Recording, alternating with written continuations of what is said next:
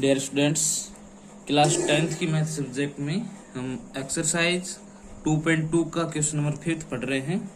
और question number 5 है कि एक संगोष्ठी में हिंदी, अंग्रेजी तथा गणित में भाग लेने वाले प्रतिभागियों की संख्या क्रमशः है। यदि प्रत्येक कमरे में बराबर संख्या में एक ही विषय के प्रतिभागी बैठाए जाते हैं तो आवश्यक कमरों की न्यूनतम संख्या ज्ञात कीजिए। कि भी एक संगोष्ठी होती है, उसमें हिंदी, अंग्रेजी और गणित में भाग लेने वाले प्रतिभागी आते हैं जिनकी संख्या आपको दे रखी है।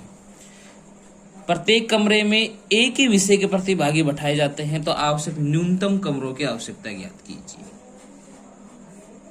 तो हमें न्यूनतम कमरों की संख्या ज्ञात करनी है। सॉल्यूशन करें बेटा। ऐसे क्वेश्चन आते हैं तो हमें क्या निकालना होता है? HCF निकालना होता है। ठीक है,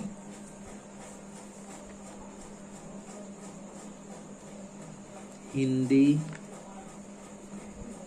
विषय के प्रतिभागी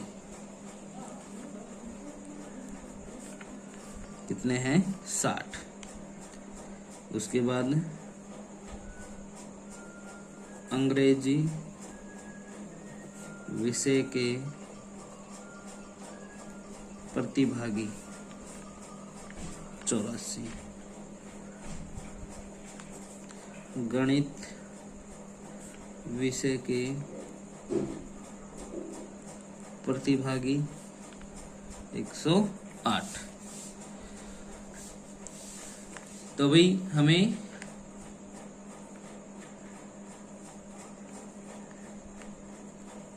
न्यूनतम कमरों की संख्या मतलब कि HCF 60, 84, 108 का हमें क्या निकालना है? HCF निकालना है। तो भाई 60 के टुकड़े कर लो, 2 का भाग देंगे 30, फिर 2 का भाग देंगे 15, 3 का देंगे 5 और 5 का देंगे तो 1। 84, 2 का भाग देंगे 42, फिर देंगे 21, 3 का देंगे 7 और 7 का देंगे तो 1। फिर 108, 2 का भाग देंगे 54, फिर 2 का देंगे 27, 3 का देंगे तो 9, फिर 3 का देंगे 3 और 3 का देंगे तो 1। इनकी 60 को मैं लिख सकता हूँ 2 गुणा 2 गुणा 3 गुणा 5। 84 को लिख सकता हूँ 2 गुणा 2 गुणा 3 गुणा 7। और 108 को लिख सकते हैं 2 गुणा 2 गुणा 3 गुणा 3 गुणा 3। तो HCF जो इसका है, देखिए 2 सभी में है, ये 2 भी सभी में है और ये 3 भी सभी में है। तो 2 गुणा 2 गुणा 3।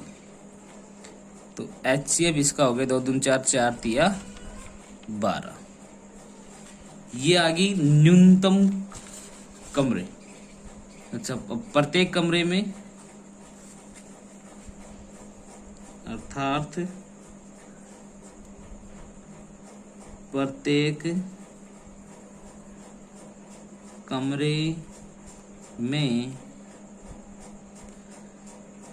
प्रतिभागियों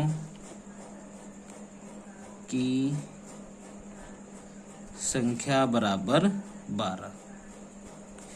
अब हमें निकालनी है आवश्यक न्यूनतम कमरों की संख्या। तो पहला है अपना हिंदी के लिए।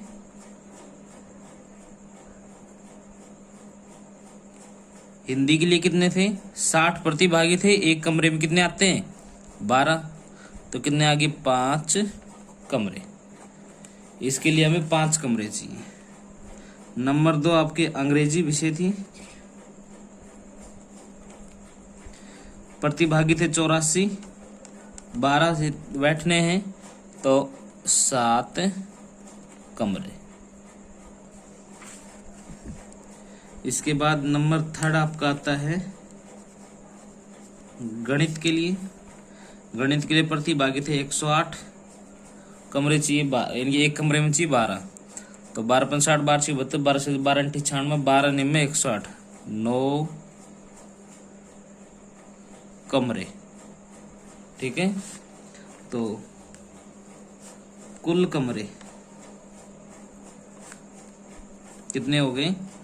5 हिंदी के लिए, 7 अंग्रेजी के लिए और 9 गणित के लिए। तो सभी को ऐड करेंगे तो 21 कमरे। हमें इस सीटिंग व्यवस्था के लिए टोटल कितने कमरों की ज़रूरत पड़ेगी? 21 कमरों की रिक्वायरमेंट होगी। अगर अपने पास 21 कमरे हैं तो हम सभी प्रतिभागियों को बराबर बराबर संख्या में अलग अलग कमरे में बैठा सकते हैं। धन्यवाद।